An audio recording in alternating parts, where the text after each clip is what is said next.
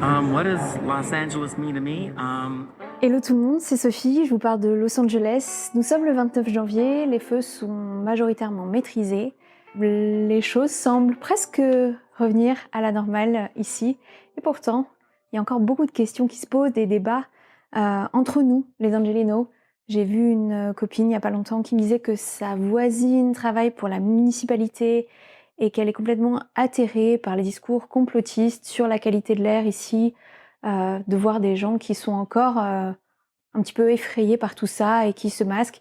Et à l'inverse, j'entends aussi des discours de gens qui disent que les scientifiques ne sont pas en capacité actuellement de faire des mesures de la qualité de l'air qui seraient vraiment précises, puisque les appareils qui ont été utilisés jusqu'à maintenant se basent principalement sur la pollution, mesurent le CO2, mais pour ce qui est des petites particules, et là encore une fois je vous parle du plomb et de l'amiante, qui en fait étaient dans les peintures et autres matériaux de construction des maisons, ou le pétrole dans les voitures, etc., qui sont partis en flammes parce que des milliers de voitures, des milliers de maisons ont brûlé, eh bien ces cendres-là, quand une petite brise souffle sur Los Angeles, ces microparticules sont dans l'air un petit peu partout.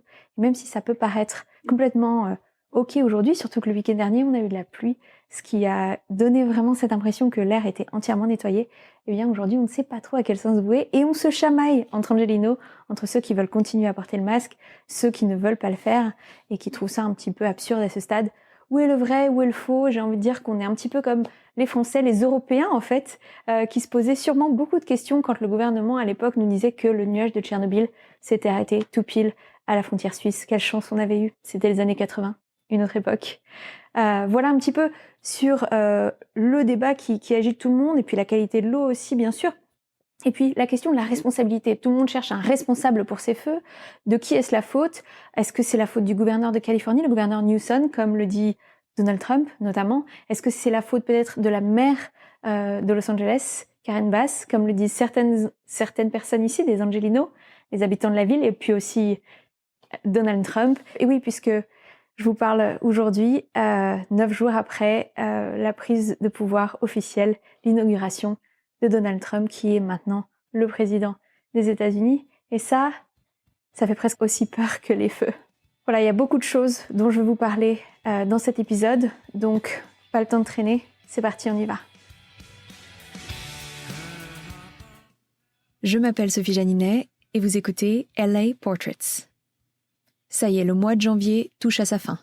Ce mois qui restera dans l'histoire comme celui des feux de Los Angeles. Mais aussi, il faut le dire, celui de l'incendie de Cantamanto à Accra au Ghana, de la tempête tropicale d'Ikeledi à Mayotte, et aussi des inondations en Ille-et-Vilaine. Autant vous dire que le mot « apocalypse » m'a traversé l'esprit. J'étais même un peu affolée ces dernières semaines, comme on peut l'entendre sur cette note vocale envoyée à une amie. Mais ouais, non, c'est fantastique. Un feu s'éteint, un autre feu se rallume. Mon feu n'est toujours pas éteint. On se pose des questions avec la copine par texto en mode est-ce que tu penses que c'est ok d'aller nager, sachant que ils nous disent que l'eau a été contaminée que 2 minutes dans la région de Pasadena. Moi, je suis juste en dessous et à chaque fois que tu utilises l'eau du robinet pour te brosser les dents, te doucher ou quoi, t'es là, bah si ça se trouve, je suis en train de me mettre sur la peau tous les métaux lourds via l'eau qui a été utilisée pour éteindre les incendies, infiltrée dans les systèmes de distribution d'eau potable de toute la ville de Los Angeles. Écoute, c'est fantastique, c'est fantastique. Non, mais sinon, ça va. Heureusement, le soutien des proches, le vôtre aussi sur les réseaux sociaux, ça aide à avancer. Et beaucoup de gens ici réfléchissent déjà sur le futur de Los Angeles, car il y aura définitivement un avant et un après les feux. Mais avant de penser à demain, revenons un peu sur tous ces événements. Les incendies qui ont touché Los Angeles soulèvent beaucoup de questions, dont certaines ultra symptomatiques de notre époque, comme les théories du complot qu'ils ont suscitées. Je vous donne quelques exemples, juste histoire d'eux. Certains internautes ont publié des cartes de la région brûlée dans Pacific Palisades, avec des points représentant les maisons des personnes impliquées dans le procès en accusation contre le rappeur Puff Daddy, pour sous-entendre que le feu avait pour but d'éliminer les preuves.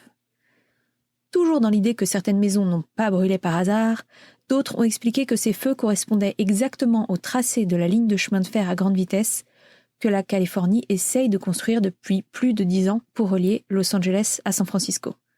Toujours sur les réseaux sociaux, il y a aussi eu les arnaques à la petite semaine, des influenceurs bien-être, qui n'ont pas hésité à profiter de la détresse des gens en essayant de leur vendre aussi bien des pilules contre les vers, intestinaux ou solitaires, je n'ai pas très bien compris, que des saunas, au prétexte que, l'un comme l'autre, les aiderait à se débarrasser des toxines emmagasinées dans leur corps suite au feu. Mais la pire arnaque de toutes, c'est sûrement celle de certains propriétaires qui ont augmenté le prix des loyers, parfois en les multipliant par 3, pour profiter du manque de logement au moment de l'arrivée sur le marché de milliers de personnes qui venaient de perdre leur maison. Même l'agent immobilier Jason Oppenheim, le personnage principal de l'émission de télé-réalité Selling Sunset, en a parlé à la BBC comme des pratiques immorales et illégales.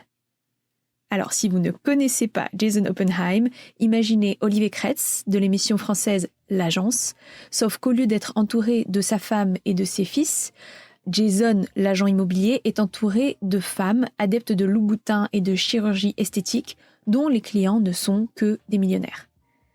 Mais je m'égare. Revenons au 7 janvier. Tout a commencé avec un incendie, comme il y en a souvent dans les hauteurs de Los Angeles. Oh my God! We gotta go. We still gotta go. It's catching up fast.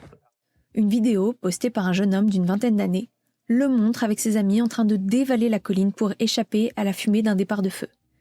Cette vidéo a donné lieu à une avalanche de réactions et même d'accusations sur X, anciennement Twitter. Un acteur star du début des années 2000 a accusé ces jeunes d'être responsables sur le ton de « Que fait la police ?» Il n'est pas le seul à avoir voulu pointer des responsables. Toute la droite pro-Trump avait son mot à dire là-dessus. À commencer par Elon Musk, qui, le 8 janvier, s'est exprimé sur son réseau social pour écrire, entre autres, « Ils ont donné la priorité au DEI plutôt que de sauver des vies ou des maisons. » Alors, que sont les DEI, ou DEI, prononcés à la française ?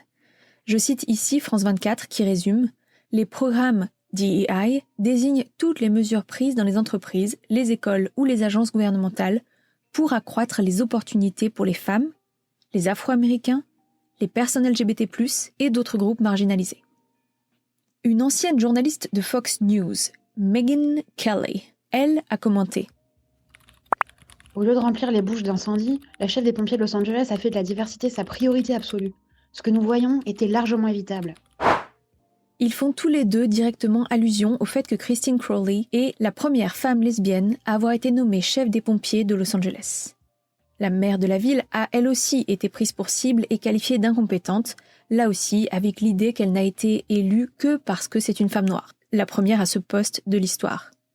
Les républicains ont enfin attaqué le gouverneur démocrate de Californie, Gavin Newsom. Donald Trump lui-même a posté sur Truth Social.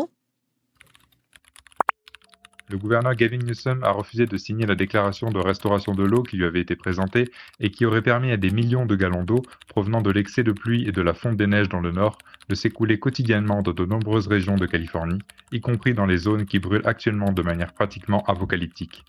Tout ça pour protéger un poisson sans valeur, les perlants du delta, sans se soucier des habitants de Californie. You are fake news.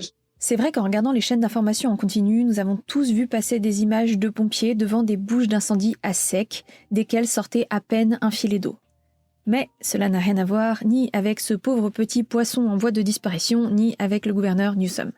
La première chose, c'est qu'un énorme réservoir juste au-dessus de Pacific Palisades, qui c'est vrai aurait pu aider, était vide, suite à un risque de contamination de l'eau constaté en début d'année, qui a lancé une opération de maintenance qui devait se finir fin mai. Par ailleurs, CNN a interrogé plus d'une douzaine d'experts qui s'accordent sur un point très important sur cette question de l'eau qui a manqué pour éteindre les feux. Aucune bouche d'incendie n'aurait été en mesure de lutter contre les feux de l'ampleur de ceux qui se sont déclarés à Los Angeles ce mois-ci. Partout aux États-Unis, les installations hydrauliques dédiées au feu sont conçues pour lutter contre 1, voire 2 incendies de maisons individuelles simultanément.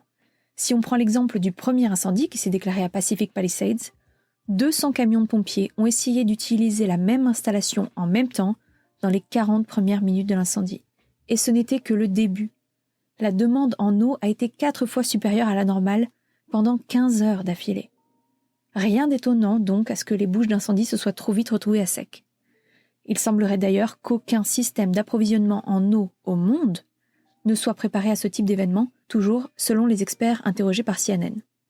Faisons maintenant un petit point météo.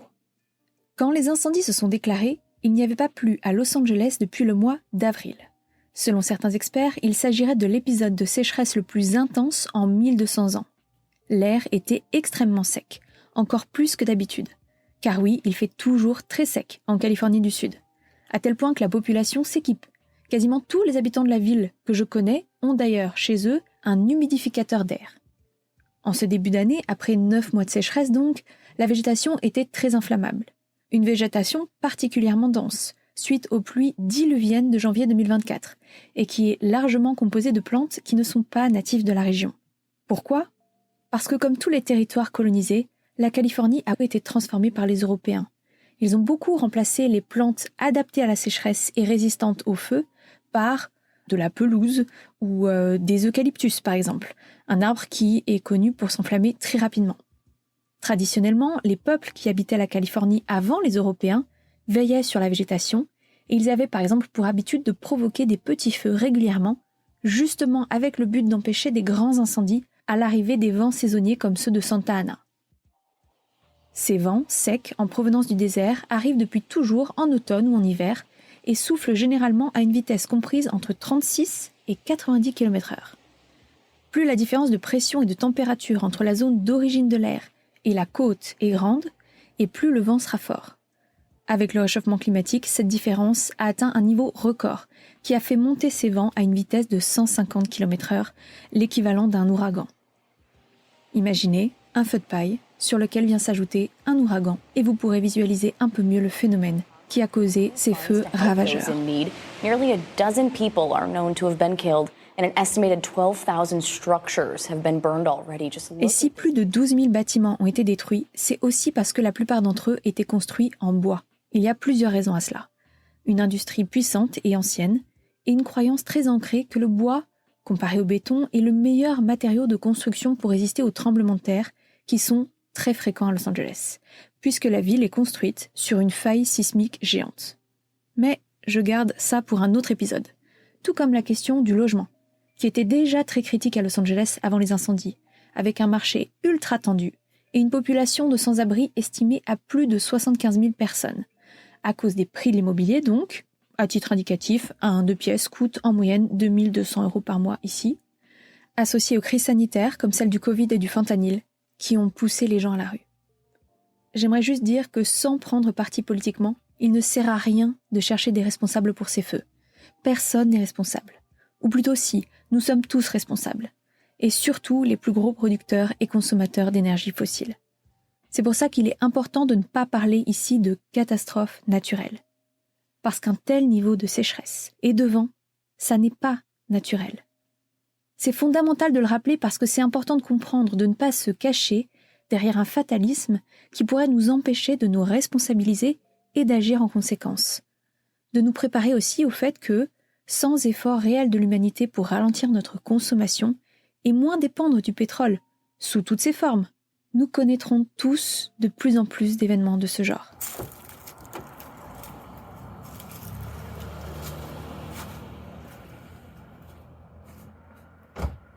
Dans l'épisode où je raconte ma fuite de Los Angeles le 10 janvier, je mentionnais le fait que même en étant plutôt bien renseigné sur le réchauffement climatique et en suivant cette actualité, le fait de le vivre personnellement était quelque chose de particulier. Une sensation un peu dystopique, comme l'était déjà d'une certaine façon la pandémie du Covid.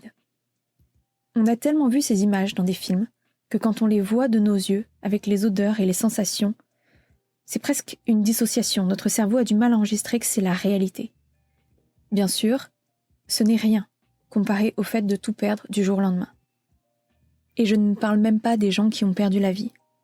La plupart d'entre eux étaient à Altadena, ce quartier situé au nord-est de Los Angeles, qui a été majoritairement détruit. Bien qu'il n'ait pas échappé à la gentrification ces dernières années, c'était un quartier bien plus mixte que celui de Pacific Palisades par exemple. Comme tout le reste de Los Angeles, c'était un quartier caucasien à l'origine.